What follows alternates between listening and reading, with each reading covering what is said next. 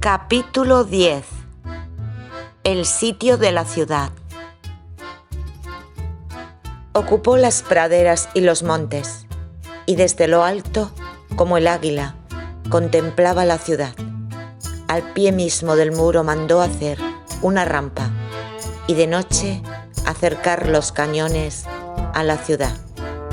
Yeraskov. Al acercarnos a Oremburgo, vimos un grupo de presos con las cabezas rapadas y los rostros desfigurados por las tenazas del verdugo.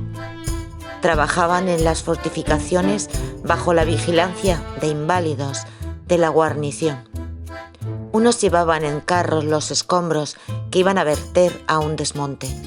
Otros cavaban la tierra con azadones. En el baluarte, los albañiles ponían ladrillos, reparando la muralla de la ciudad. En la poterna nos pararon los centinelas, exigiéndonos los salvaconductos. En cuanto el sargento oyó que venía de la fortaleza de Berlogorskaya, me condujo inmediatamente a la casa del general. Le encontré en el jardín, contemplando los manzanos, desnudos por el viento del otoño, y con ayuda de un viejo jardinero los envolvía cuidadosamente en paja. Su rostro expresaba tranquilidad, salud y bondad. Se alegró mucho de verme y empezó a preguntarme por los terribles acontecimientos de que había sido testigo. Se lo conté todo. El anciano me escuchaba atentamente mientras cortaba ramitas secas. «Pobre Mironov», exclamó cuando terminé mi triste relato. «Qué lástima. Era un buen oficial. Y Madame Mironov era también una buena mujer, que bien ponía las setas en salmuera. ¿Y qué ha sido de Masha, la hija del capitán?» Contesté que se había quedado en la fortaleza, bajo los cuidados de la mujer del pope. «Malo, malo, malo», exclamó el general. «Me parece muy mal. No se puede confiar en la disciplina de los bandidos. ¿Qué va a ser de la pobre muchacha?» Respondí que la fortaleza de Berlogorskaya no estaba muy lejos y que, probablemente, su excelencia no tardaría en enviar fuerzas para liberar a sus habitantes. El general meneó la cabeza con aire receloso. Ya veremos», dijo. «Ya tendremos tiempo de hablar de eso. Venga a tomar una taza de té conmigo. Hoy tenemos consejo de guerra. Podrá usted suministrarnos datos fidedignos acerca de ese farsante de Pugachov y de su ejército. Mientras tanto, vaya a descansar». Fui al alojamiento que me había sido asignado, en donde Sabelis ya estaba trajinando, y me puse a esperar con impaciencia la hora señalada. Como comprenderá el lector, no podía faltar al consejo que tanto influjo había de tener en mi futuro destino. A la hora prevista me hallaba ya en casa del general. Allí encontré a uno de los funcionarios de la ciudad. Recuerdo que se trataba del jefe de aduanas, hombre grueso y coloradote, cubierto con un brillante caftán de brocado. Empezó a preguntarme acerca de la suerte de Iván Kuzmich, de quien decía ser pariente, interrumpiendo a menudo mis palabras con preguntas circunstanciales y observaciones moralizantes que, si no revelaban en él al hombre experto en las artes militares, ponían de relieve, por lo menos, una inteligencia y una sagacidad naturales. Entretanto, fueron llegando los demás convocados. Cuando todos se hubieron sentado y tomado su taza de té, el general expuso el asunto clara y ampliamente. «Y ahora, señores», dijo, «es preciso decidir qué vamos a hacer con los rebeldes. Si hemos de decidirnos por la ofensiva o por la defensiva». Cada una de estas alternativas tiene sus ventajas y sus inconvenientes. La ofensiva ofrece mayores esperanzas para el aniquilamiento del enemigo. La defensiva, en cambio, es más segura y supone menos riesgos. Sometamos, pues, el asunto a votación, según el orden jerárquico. Es decir, empezando por el de menor antigüedad en el grado. Señor teniente, añadió dirigiéndose a mí, tenga la bondad de exponer su opinión. Me puse en pie y después de describir en breves palabras a Pugachov y a sus secuaces, afirmé que el usurpador no poseía fuerzas para oponerse a un ejército regular. Mi opinión fue acogida por los funcionarios con manifiesta desconfianza, pues veían en ella la irreflexión y la temeridad propias de la juventud. Se levantó un murmullo y pude oír con claridad la palabra mocoso, pronunciada por alguien a media voz.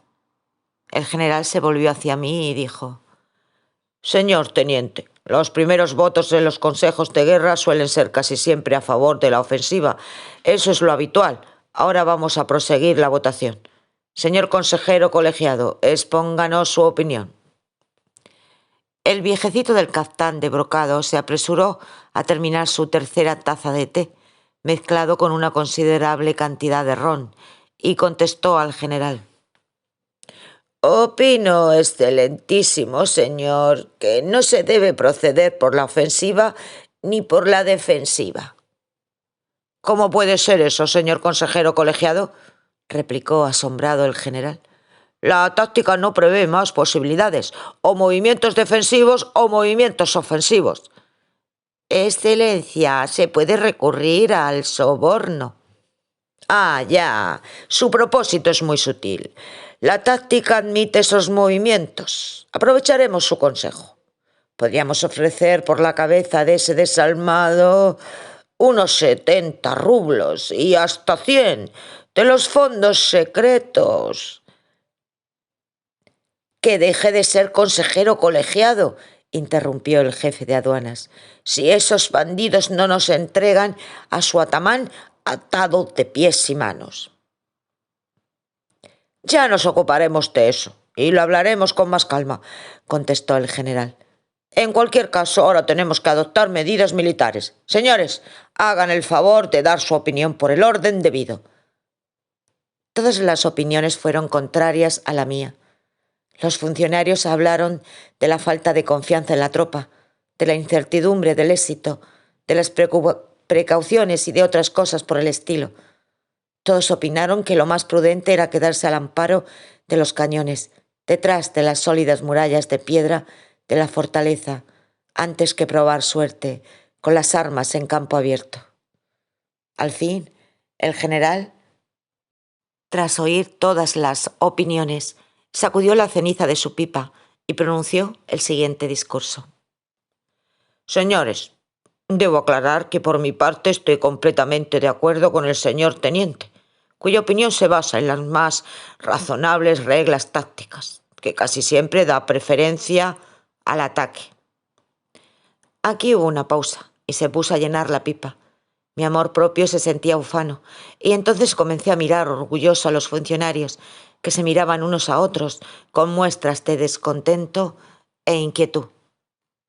Pero, señores míos, añadió, soltando con un profundo suspiro una densa bocanada de humo, no me atrevo a asumir una responsabilidad tan grande cuando se trata de la seguridad de la provincia que me ha sido confiada por Su Alteza la Emperatriz, mi magnánima soberana.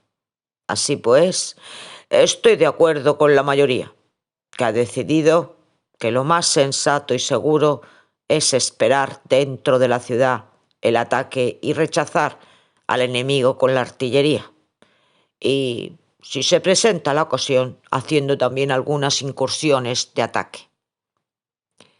En ese instante los funcionarios me miraron con aire burlón.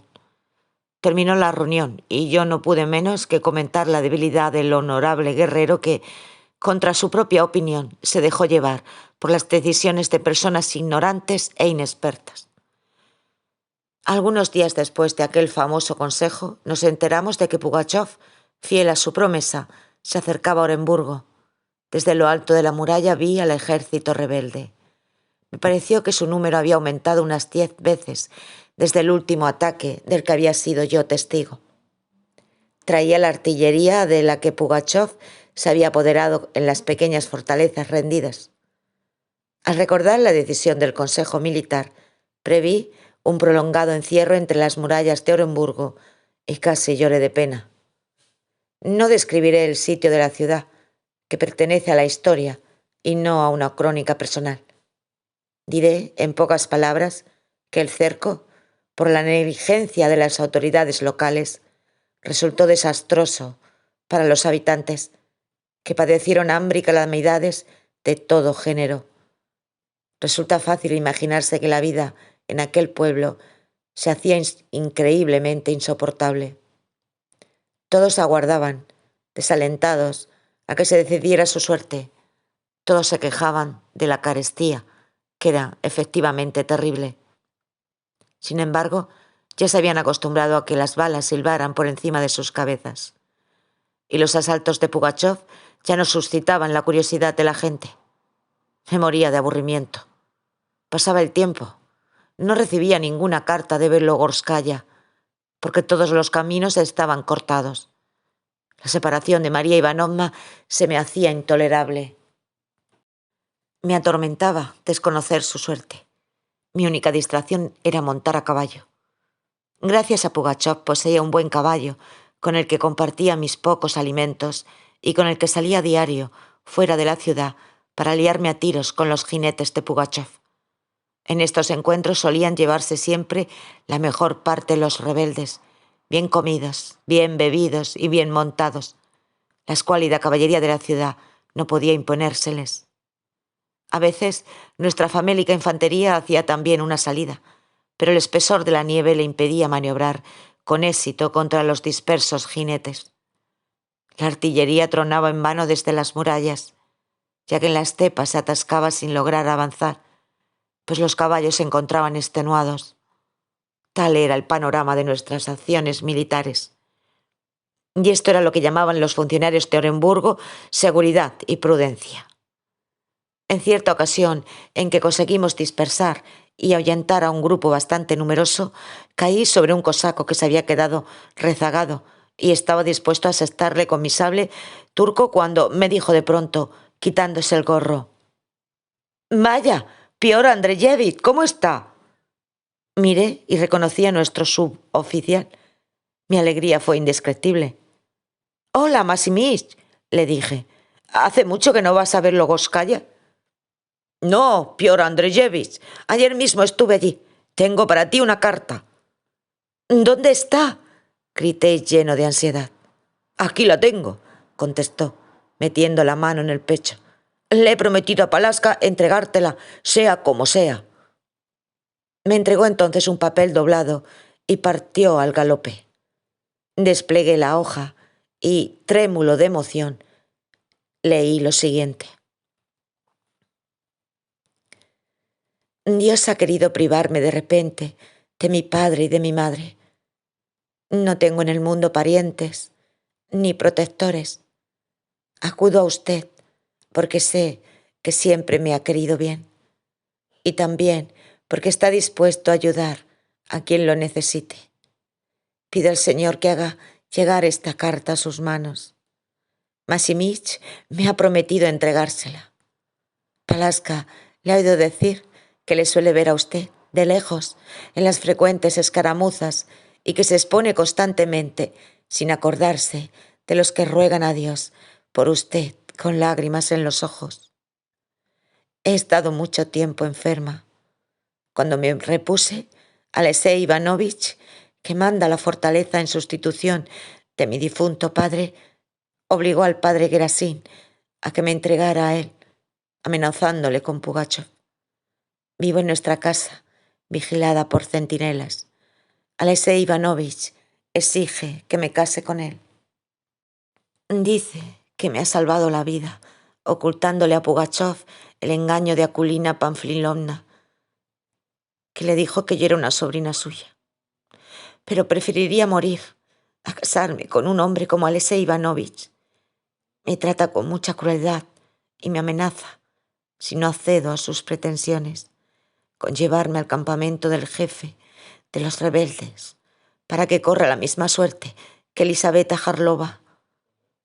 Le he pedido que me deje pensarlo. Me ha concedido 3 días. Y si dentro de ese plazo no me caso con él, no tendrá piedad conmigo. Piotr Andreyevich, usted es mi única esperanza. Por lo que más quiera, ayúdeme. Ruega al general y a todos los jefes que manden refuerzos lo más pronto posible y venga usted mismo si puede. Su humilde y desvalida amiga, María Mironova. Al terminar la carta, faltó poco para que enloqueciera. Salí hacia la ciudad espoleando sin compasión a mi pobre caballo. Por el camino pensaba 1001 proyectos para liberar a la desventurada muchacha, sin dar con ninguno verdaderamente eficaz. Ya en la ciudad me dirigí directamente a casa del general a todo correr. El general se paseaba por la habitación, fumando su pipa de espuma de mar.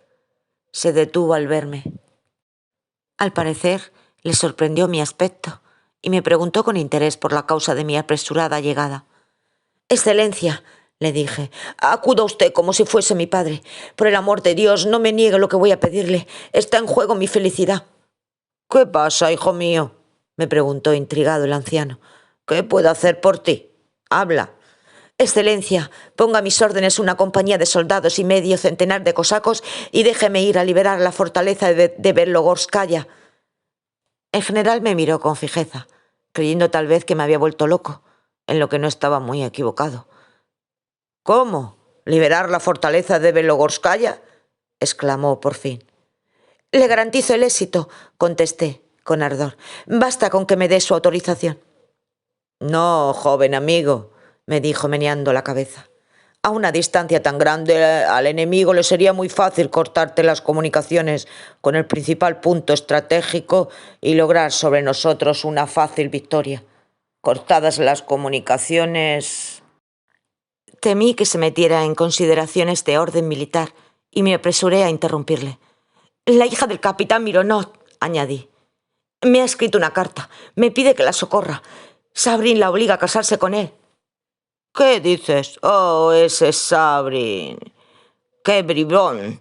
Como alguna vez caiga en mis manos, haré que le hagan juicio submarinísimo y le fusilaremos con el parapeto de la fortaleza. Mientras tanto, hay que tener paciencia». «¿Tener paciencia?», grité fuera de mí. «Pero mientras se casará con María Ivanovna». «Oh», repuso el general, «eso no es ninguna desgracia. Vale más que se case mientras tanto con Sabrin para que la proteja. Después, cuando le fusilemos, si Dios quiere, ya encontrará otro novio. Las viudas agraciadas no tardan en casarse de nuevo. Quiero decir que una viuda joven encuentra marido antes que una soltera». «Antes morir», dije enfureciéndome, «que dejar que se la lleve Sabrin». «Bah, bah», exclamó el anciano. «Ahora comprendo. Por lo visto estás enamorado de María Ivanovna. Eso es otra cosa. Pobre muchacho. En cualquier caso, de ningún modo puedo darte una compañía de soldados y medio centenar de cosacos, porque una expedición semejante sería una locura. Yo no puedo cargar con esa responsabilidad». Bajé la cabeza. La desesperación se apoderó de mí. De repente tuve una idea. ¿En qué consistía? El lector mismo podrá saberlo en el siguiente capítulo, como decían los antiguos novelistas. Capítulo 11. El poblado rebelde. El león, aunque fiero por naturaleza, se encontraba harto y satisfecho. «¿Qué has venido a hacer a mi guarida?», preguntó afablemente. A. Sumarokov. Me despedí del general y fui apresuradamente hacia mi casa. Savélich me recibió con las reconvenciones de costumbre. «¿Qué ganas tenías de vértelas con bandidos borrachos? ¿Crees que es propio de un caballero? Te expones a morir en cualquier momento por nada. Si se tratase de pelear con turcos o con suecos, bueno, pero con esa gente...». Le interrumpí con esta pregunta. «¿De cuánto dinero dispongo?». «De bastante», contestó con un ademán de satisfacción. «Esos truhanes sabían lo que buscaban, pero yo no he perdido el tiempo escondiéndolo». Y tras decir esto, sacó de su bolsillo una larga bolsa de punto, repleta de monedas de plata. «Bueno, Sabelis», le dije, «dame la mitad ahora y quédate con el resto. Me voy a la fortaleza de Belogorskaya». «Piotr Andreyevich», exclamó Sabelis con voz trémula, «no temes a Dios. ¿Cómo vas a ponerte en camino tal como están las cosas cuando no se puede dar un paso sin tropezarse con esos bandidos? Apiádate por lo menos de tus padres, ya que no lo haces de ti. ¿A dónde quieres ir? ¿Para qué? Espera, no te impacientes. Llegarán las tropas y se apoderarán de los rebeldes, y entonces podrás ir a donde quieras». Mis propósitos eran, sin embargo, firmes. «Ya es tarde para eso», contesté al viejo. «Tengo que ir. No puedo dejar de hacerlo. No llores, hombre. Dios es misericordioso y quizá volvamos a vernos. Pero hazme caso y no seas tacaño. Compra lo que necesites, aunque te cueste 3 veces más. Ese dinero te lo regalo. Si dentro de 3 días no he regresado...» «¿Qué dices, señor?», me interrumpió Sabelis. «¿Que te deje solo? Ni lo sueñes. Si has decidido ir, yo iré contigo a pie. Nada de dejarte. De ninguna manera. Quedarme solo dentro de estas murallas. ¿Crees que estoy loco? Tú haz lo que quieras, pero yo no me separo de ti». Sabía que con Sabelis era inútil discutir, y le dejé hacer los preparativos para el viaje.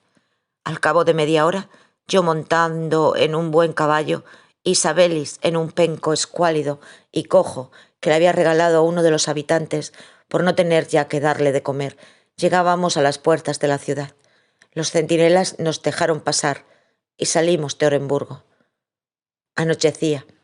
El camino que llevábamos pasaba por el poblado de Verda, donde estaba acampado Pugachov.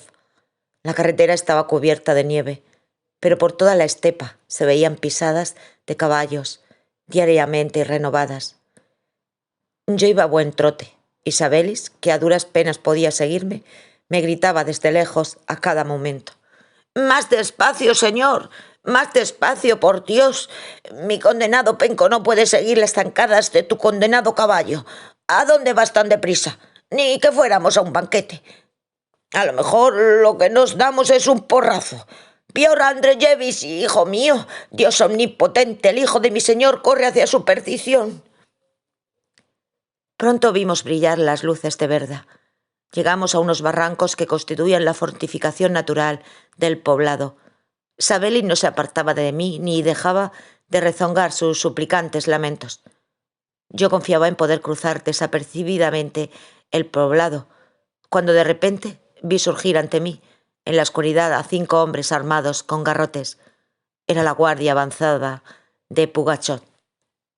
Nos dieron el alto, pero como yo ignoraba el santo y seña, quise pasar de largo. Entonces nos rodearon y uno de ellos agarró mi caballo de las riendas. Desenvainé el sable y lo descargué en su cabeza. Y aunque su gorro le salvó, se tambaleó, sin embargo, y soltó las riendas. Los demás se asustaron y se dieron a la fuga. Yo aproveché aquel momento para espolear a mi caballo y partir al galope. La oscuridad de la cercana noche hubiera podido librarme de cualquier peligro, pero de repente miré a mi alrededor y vi que faltaba Sabelis. El pobre viejo, con su pobre caballo ranqueante, no había podido escapar de los bandidos. ¿Qué debía hacer? Después de esperar unos minutos, convencido de que lo habían apresurado, volví grupas y corrí en su ayuda. Al acercarme al barranco oí, a cierta distancia, gritos y la voz del bueno de Sabelis. Apresuré el paso y de nuevo me topé con los hombres de la guardia que me habían dado el alto momentos antes. Tenían rodeado a Sabelis. Habían desmontado al viejo de su caballo y se disponían a atarlo. Mi llegada les alegró.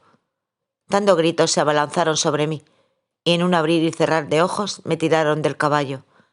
Uno de ellos, que parecía el jefe, me dijo que nos iban a llevar inmediatamente ante el emperador.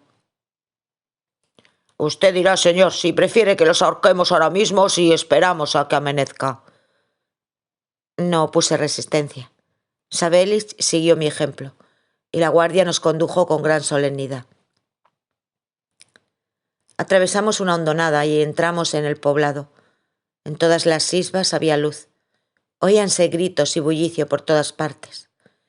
Nos cruzamos con mucha gente, pero Amparados por la oscuridad, nadie advirtió nuestra presencia, ni reconoció en mí a un oficial orenburgués.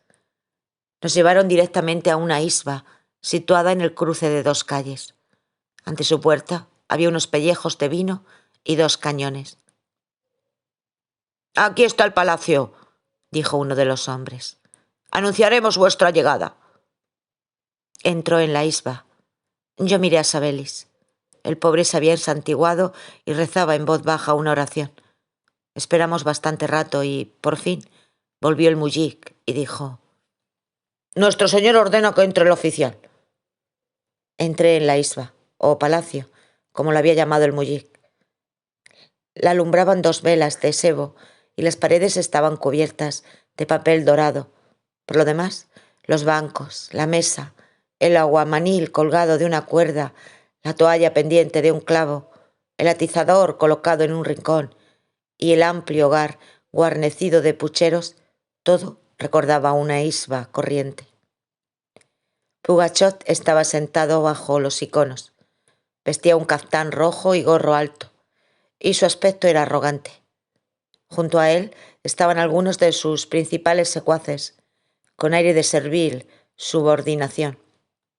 Se veía que la noticia de la llegada de un oficial de Orenburgo había despertado en los rebeldes viva curiosidad y que se disponían a recibirme con solemnidad. Pugachov me reconoció en el acto. Su fingida majestad desapareció de repente. «Hola, noble amigo», exclamó con viveza. «¿Cómo estás? ¿Qué te trae por aquí?»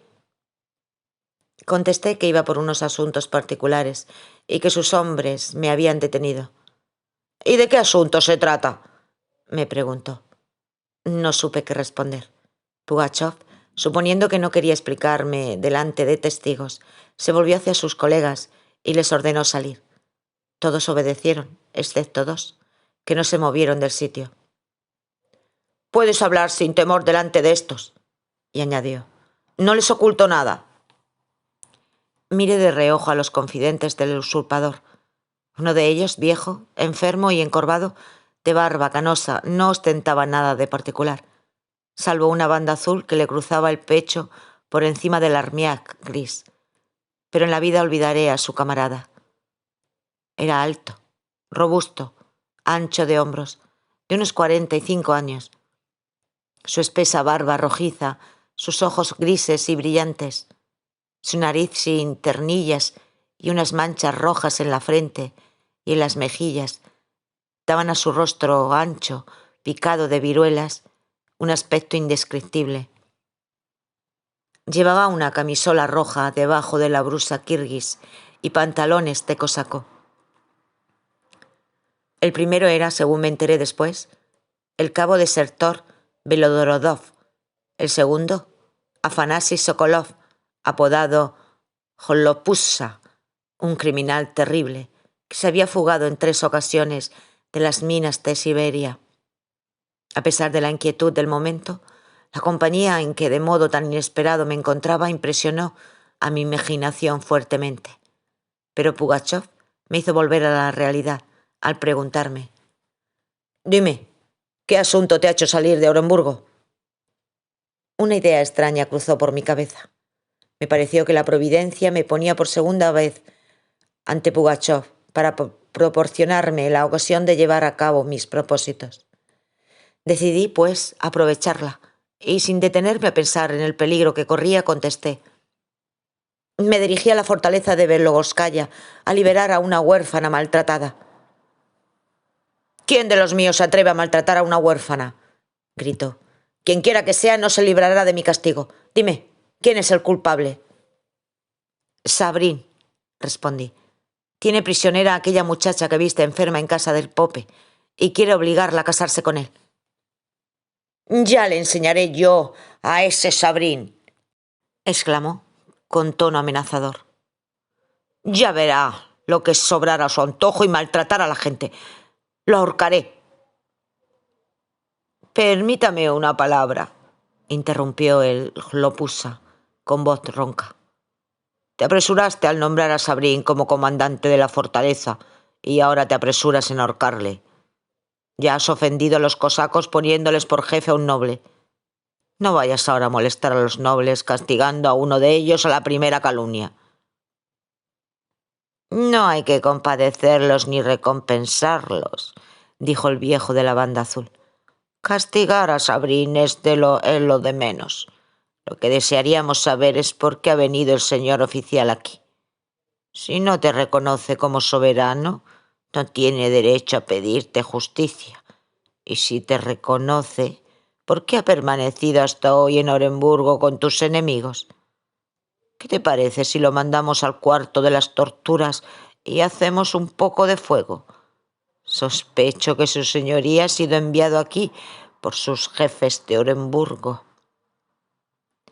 La lógica del viejo bandido me pareció bastante convincente. Un escalofrío recorrió todo mi cuerpo al pensar en qué manos me encontraba.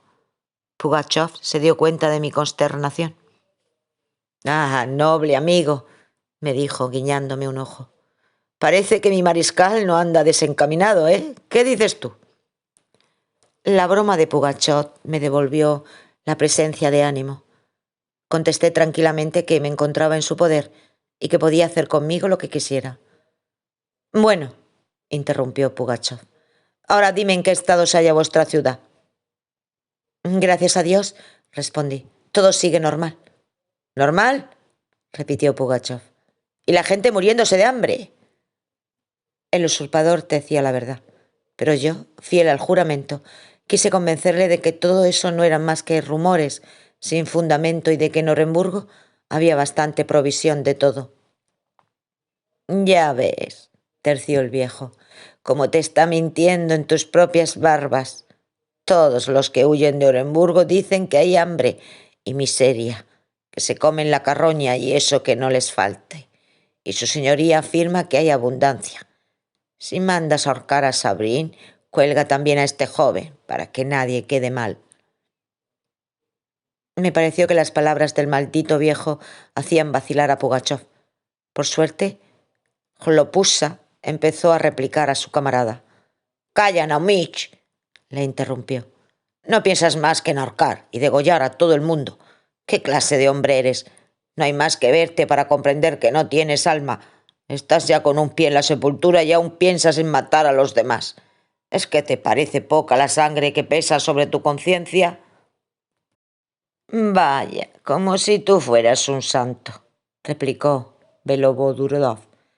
«¿De dónde has sacado tú tanta compasión?» «Ya sé que soy pecador y que esta mano ha vertido sangre de cristiano».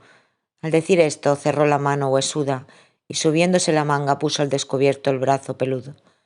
«Pero he matado a mi adversario y no a mi huésped, en el campo libre y en la oscuridad del bosque, pero nunca en casa, sentado junto al fuego, con la maza y con el hacha, no con calumnias de mujer». El anciano se volvió y murmuró estas palabras. «Narices roídas». «¿Qué estás gruñendo, viejo chocho?», gritó Lopusa. «Ya te daré yo sis narices roídas. Espera, que ya llegará tu hora, si Dios quiere, y verás lo que son las tenazas del verdugo. Entre tanto, procura que no te arranque las barbas». «Señores generales», profirió gravemente Pugachov, «basta de disputas. Nada importaría que todos los perros de Orenburgo colgasen de la misma horca, pero más tristes que los nuestros se muerdan entre sí. ¿Con qué hacer las paces?» Lopusa y Beloborodov no dieron una palabra más y se miraron con aire sombrío. Comprendiendo que era imprescindible dar otro rumbo a una conversación que podía terminar de manera poco favorable para mí, me dirigí a Pugachov y con semblante alegre le dije: «Ah, casi me olvido de darte las gracias por el caballo y el abrigo. De no ser por ti, no habría llegado a la ciudad y me habría muerto de frío por el camino». Pugachov mordió el anzuelo y exclamó alegremente, entre guiños y parpadeos: «Amor con amor se paga. Dime ahora qué tienes que ver tú con esa muchacha a la que Sabrín maltrata. ¿Anda acaso mezclado en ello el corazón?» «Es mi prometida», contesté, al ver un cambio de tiempo favorable y que no era necesario ocultarle la verdad. —¡Tu prometida! —exclamó Pugachov. —¿Por qué no me lo dijiste antes? Te vamos a casar y asistiremos al banquete de tu boda. Luego, dirigiéndose a Beloborodov, le dijo: —Escucha, mariscal, su señoría y yo somos viejos amigos. Sentémonos y cenemos.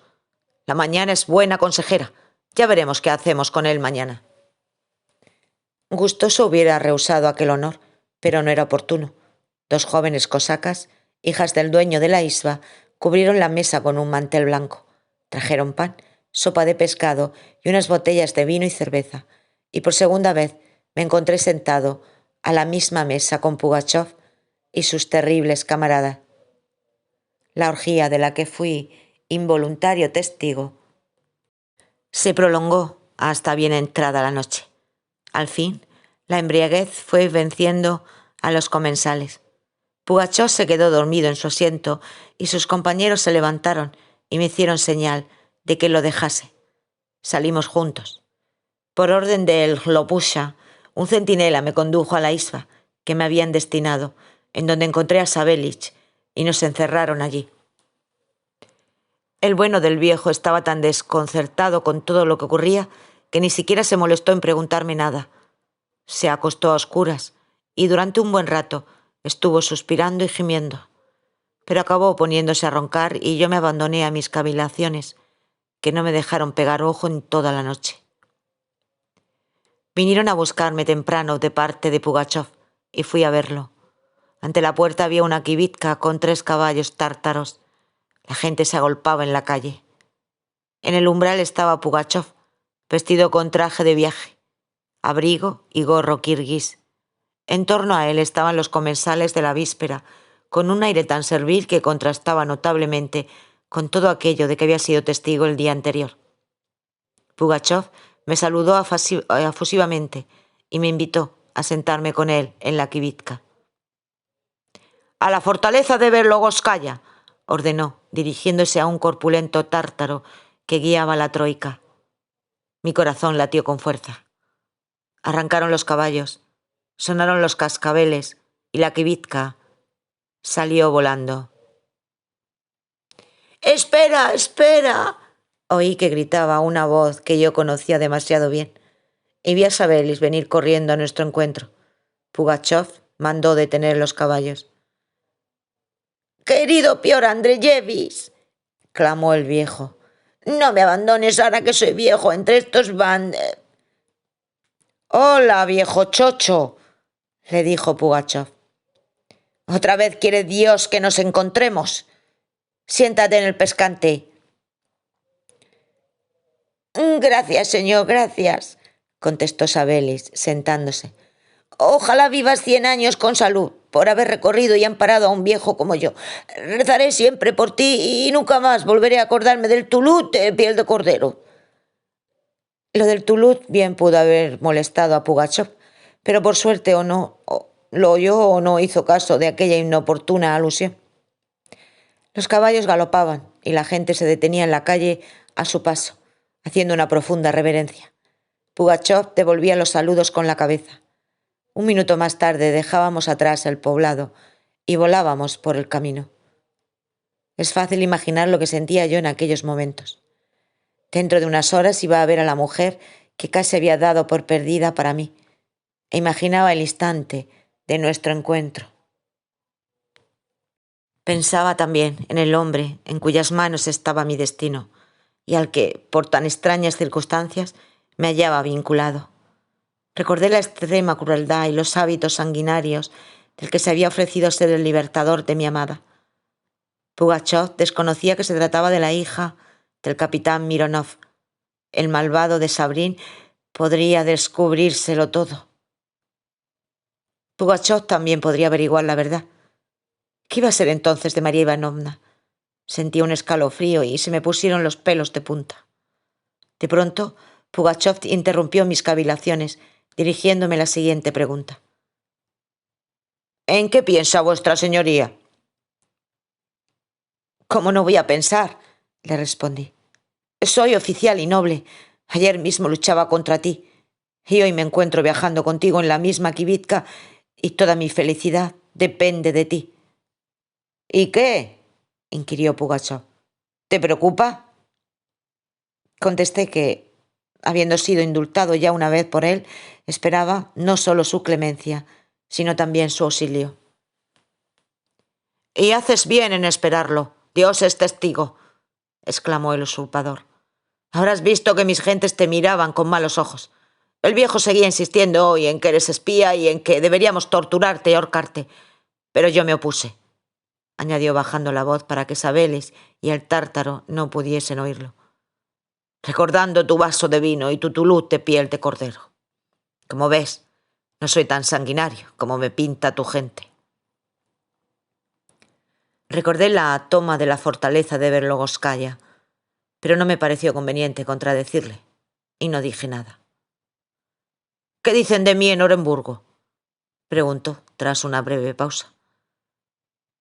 «Dicen que es difícil acabar contigo, y no es extraño, te has dado bien a conocer». El semblante del usurpador expresó una gran satisfacción. «Sí», profirió con voz animada, «sé cómo pelear. ¿Tienen noticia en Orenburgo de la batalla de Yusseryekava? 40 generales muertos, 4 ejércitos prisioneros. ¿Qué crees tú? ¿Se atrevería conmigo el rey de Prusia?» La petulancia del bandido me divertía. «¿Entonces crees que podrías con Federico?», le pregunté. «¿Cómo no? Puedo con vuestros generales que lo han derrotado. Hasta ahora mis fuerzas solo han obtenido éxitos. Dame tiempo y verás cómo llego a Moscú».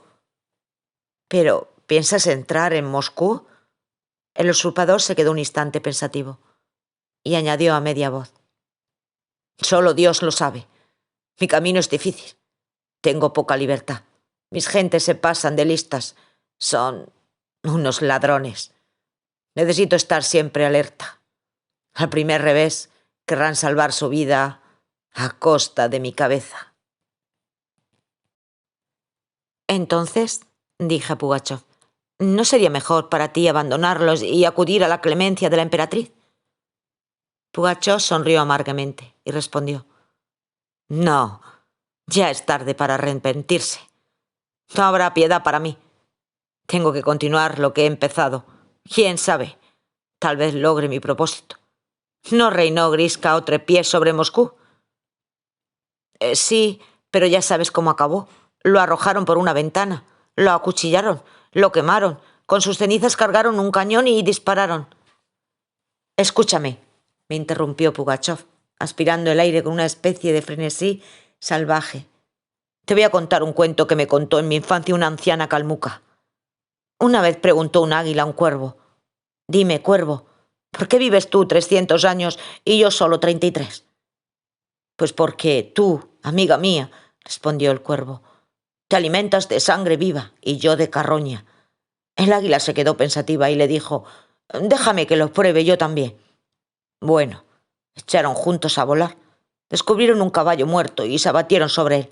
El cuervo empezó a darle picotazos y a alabar aquel exquisito manjar. El águila picó una vez, luego otra, batió las alas y dijo al cuervo: «No, amigo mío, antes que alimentarme 300 años de animales muertos, prefiero saciarme una sola vez de sangre viva». ¿Qué te parece el cuento de la calmuca? «Muy ingenioso», respondí, «pero vivir asesinando y robando para mí es lo mismo que alimentarse de carroña». Pugachov me miró asombrado y no me dijo nada. Nos quedamos en silencio, sumidos en nuestras propias cavilaciones. El tártaro entonó una canción melancólica. Sabelis se balanceaba medio dormido en el pescante. La kibitka corría por la llanura helada. De pronto divisé la aldea, situada en la escarpada orilla del Yai, con su empalizada y su campanario, y un cuarto de hora después entrábamos en la fortaleza de Belogorskaya.